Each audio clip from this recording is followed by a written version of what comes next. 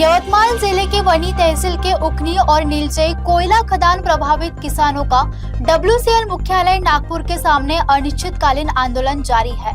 किसान 272 hectare भूमि के बाजार दर पर अधिग्रहण और नौकरी की मांग कर रहे हैं।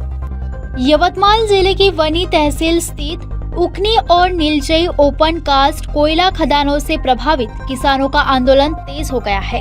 किसान पिछले 3 दिनों से नागपुर स्थित वेस्टर्न कोलफील्ड्स लिमिटेड यानी WCL मुख्यालय के सामने अनिश्चितकालीन धरने पर बैठे हैं। किसानों का आरोप है कि वर्षों से उन्हें केवल लिखित आश्वासन दिए जा रहे हैं, लेकिन समस्याओं का समाधान नहीं हुआ है। खदानों से निकले मलबे और मिट्टी के ढेरों ने कृषि भूमि को बुरी तरह प्रभावित किया है। बारिश के दौरान वर्धा नदी का पानी खेतों में भर जाता है, जिससे फसलें नष्ट हो जाती है।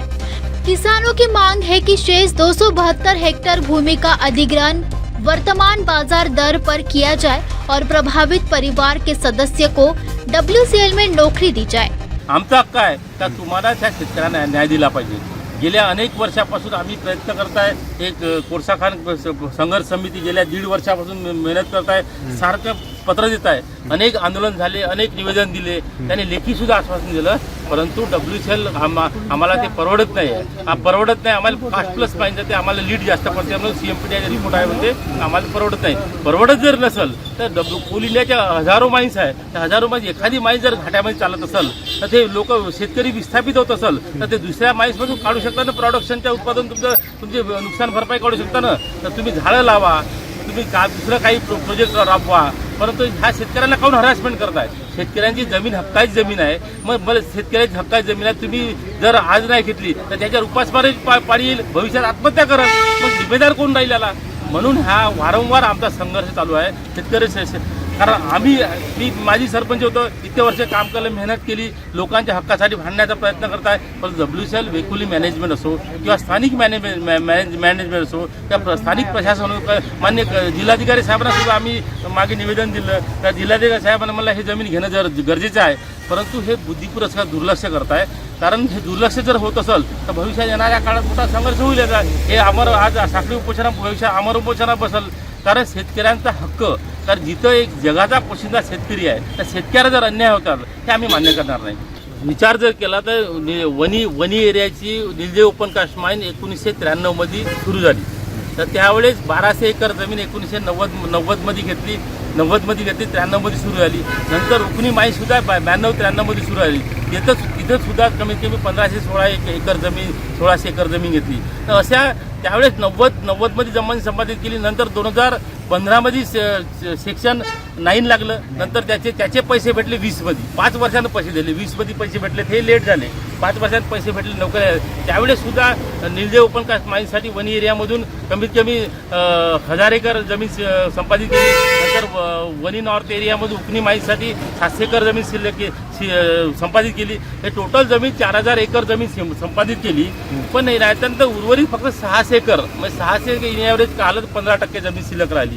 तर एखादं गाव, एखादी जर प्रकल्प तर 85% जमीन संपादित करत असेल तर त्यांची उर्वरित जमीन त्यांना घ्यायला लागते, हे शासनाचा GR आहे।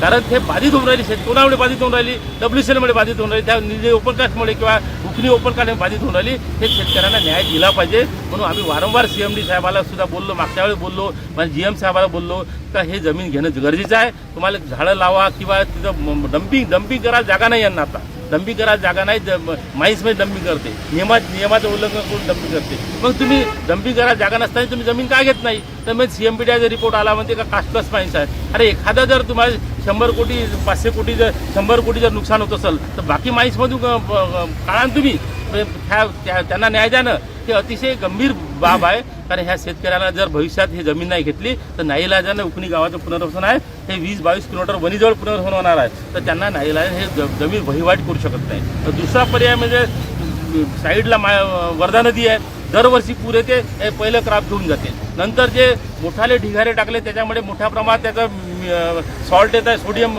सॉल्ट येत आहे, त्यामुळे यांची जमिनीची पोत पूर्ण 85% खराब झाली। त्यामुळे यांचं पीक आकडे हे खाईल का? 250 शेतकरी उपासमारीची पाळी आहे, भविष्यात असंच झालं तर आत्महत्या करतील ते, मग आत्महत्या केल्यास जिम्मेदार कोण राहील? मग शेतकऱ्यांना काय न्याय हक्कासाठी भांडायचं नाही का, यांना बोलायचं नाही का? या कोणाच्या खिशातून जात नाही. अधिकारी आज आहे 3 वर्ष राहतात तर चालले जातात, पण त्यांनी ह्या गोष्टीचा सरासर विचार केला पाहिजे. माननीय स्थानिक प्रशासनानं, माननीय कलेक्टर साहेबांनी विचार केला पाहिजे, माननीय CMD साहेबांनी विचार केला पाहिजे, माननीय GM साहेबांनी विचार केला पाहिजे. हे जमीन ते मनावर घेतात, घेऊ शकते, परंतु जर जमीन घेऊ शकते परंतु यांना घ्यायची नाही तर अतिशय गंभीर बाब आहे. तर म्हणून माननीय CMD साहेब, आता पांडे साहेब आले, यांना सुद्धा विनंती आहे का ही जमीन घ्या साहेब, ना आम्ही ह्या शेतकऱ्यांना न्याय हक्क द्या, अशी मागणी आमची. ह्या शेतकरी गेल्या 3 दिवसापासून उपोषणाला बसून आहे, बिचारे उपोषणाला बसून आहे. तर भविष्यात जर नाही मानलं तर आम्हाला उपोषणाला बसणार. तर हे अतिशय आपलं घाणेरडं प्रकार आहे. त्यांच्या न्याय हक्कासाठी जर भांडत असेल तर त्यांना न्याय दिला पाहिजे, ही आमची रास्त मागणी आहे. आमची काही तुम्हाला काही जास्त पैसे मागू फ्री आहे ते द्या आम्हाला. आमची नोकरी काय, आम्ही पैसे वाढून नाही मागून राहिलं, आम्हाला नोकरी एक द्या ना, आमच्या नियमाप्रमाणे जे पैसे भेटतात ते द्या, एवढीच मागणी आहे. हे रास्त मागणी हे मान्य केली पाहिजे. यासाठी आम्ही यासाठी माझा सुद्धा पाठिंबा आहे, तर सर्व गावकऱ्याचा पाठिंबा आहे, परिसरातील जनतेचा पाठिंबा आहे. त्यामुळे हा प्रश्न जेवढ्या लवकरात लवकर मार्गी लावण्याचा प्रयत्न केला पाहिजे, अशी आमची कडकडीची विनंती आहे. यवतमाल जिले की वनी तहसील के उखनी और नीलजई कोयला खदान प्रभावित किसान WCL मुख्यालय नागपुर के सामने अनिश्चितकालीन धरने पर बैठे हैं और अपनी मांगे रख रहे हैं. इथं डुकरं जास्त येते, रुई जास्त आहे, त्याच्याने आम्ही पेरलेलं उत्पन्न होत नाही. का बरं होत नाही? तुमची शेतीमध्ये इतकी चांगली आहे म्हणतात, मग आता नाही, शेती चांगली आहे, हां. पण आता हे कोलमच्या मातीच्या ढेगा करतात आणि ते पाणी येते, हां, कट्टे फुटून जाते जमिनीले, हां. नंतर ते माल होत नाही. नंतर माल जाऊ दे, हे डुकरं आपला रुई ठेवत नाही, आहे का नाही? रुई जास्त आहे आमच्याकडे, डुकरे खूप आहे, त्याच्यात रुई जास्त आहे. हा जंगल म्हणजे कोलमात करताना रुई जास्त झाली, डुकरेचे प्रमाण जास्त वाढलं, आहे का नाही? टाकांचा झालेला माल होत नाही. आपण रात्र दिवस त्याचं राहूनही डुकरं रात्री खाते, आपल्याला डुकते लागणारच आहे. अच्छा. रात्र आपण चित्र राहूच शकत नाही ना, आहे का? आणि रुई ते- राहते, रुई राहते, वाघही आहे, पुन्हा वाघाची भीती आहे आपल्याला. पण आता तुमची प्रमुख मागणी काय राहील? आता मागणी काय? आमची फक्त जमीन घ्या, हां, जमीन जे नोकरी द्या, एवढीच मागणी ना. जे पैसे आहे हां.